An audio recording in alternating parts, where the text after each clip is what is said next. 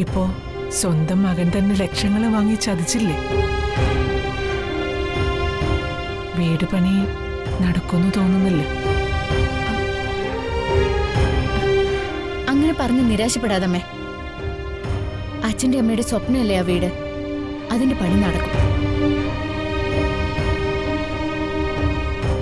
നാളെ തന്നെ അമ്പലത്തിൽ പോയി കല്ലിടിയിൽ ചടങ്ങിനുള്ള സമയം കുറിക്കണോ അച്ഛാ?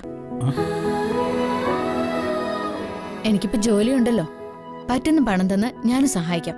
നീ എന്താ മോളെ ഈ പറയുന്നത്? നക്കാപ്പിച്ച പണം കൊണ്ടൊന്നും വീട് പണി നടക്കില്ല. ഒറ്റയടിക്ക് വീട് പണിയണമെന്നല്ല, ഘട്ടം ഘട്ടമായിട്ട് പണി തുടങ്ങാലോ. മനോജിന് കൊടുത്ത പണം അവൻ തിരിച്ചു തരുന്നല്ലേ പറഞ്ഞത്. ആ പണം ഗഡുക്കളായിട്ട് വാങ്ങിയാൽ മതി. പിന്നെ ഞാൻ തരുന്ന പണം ഉണ്ടല്ലോ. എന്തായാലും ക്ഷേത്രത്തിൽ പോയി തിരുമേനിയെ കണ്ട് കല്ലിടിയിൽ ചടങ്ങിനുള്ള മുഹൂർത്തം കുറിച്ചു വാങ്ങണം. അച്ഛൻ ധൈര്യമായിട്ടിരിക്കെ, അച്ഛന്റെ സ്വപ്നം നടക്കും.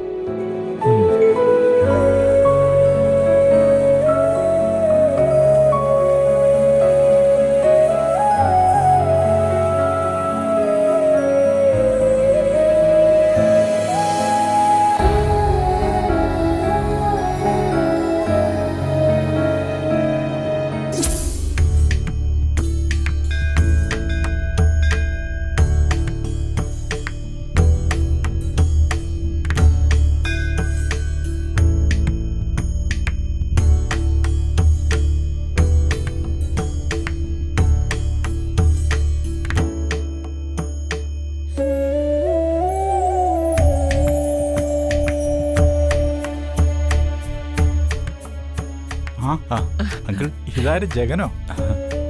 ഇലക്ഷൻ അടുത്ത് വരുന്നോണ്ടായിരിക്കും ഇപ്പൊ ഏത് സമയവും ക്ഷേത്ര ദർശനം അല്ലേ?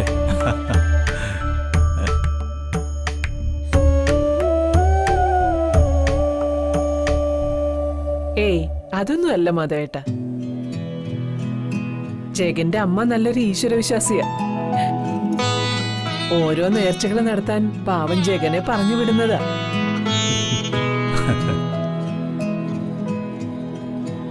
സത്യം, ഓരോ നേർച്ചകള് സങ്കല്പിച്ചുണ്ടാക്കി അമ്മ എന്നെ ചുമതലപ്പെടുത്തും. അതെ, എന്നെ എന്നും ക്ഷേത്രത്തിലേക്ക് ഓടിച്ചു വിടാനുള്ള ഒരു അടവാണതെന്ന് എനിക്കറിയില്ലെന്നാ അമ്മയുടെ വിചാരം.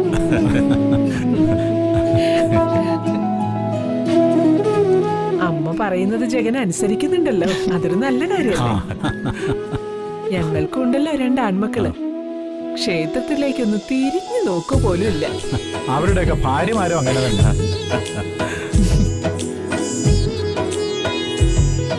അല്ല, ഇന്ന് ഭാര്യയും ഭർത്താവും നല്ല ഹാപ്പി മൂഡിലാണല്ലോ. എന്തു പറ്റി? വന്ദനയുടെ കല്യാണം നടക്കുന്നില്ലല്ലോ എന്ന ടെൻഷനിലായിരുന്നു. വിവാഹം ഉറപ്പിച്ചതോടെ അതൊക്കെ മാറി.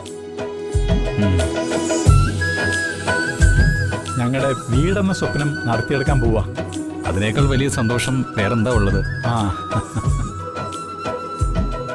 അല്ല, സ്വപ്നം നടത്താൻ പോകുന്നു എന്ന് പറഞ്ഞ അതിന്റെ ആദ്യപടിയായി കല്ലിടൽ കർമ്മം നടത്തണം.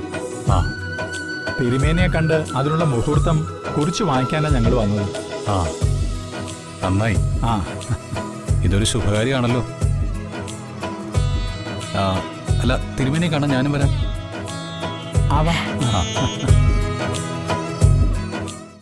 മാനത്തെ കൊട്ടാരം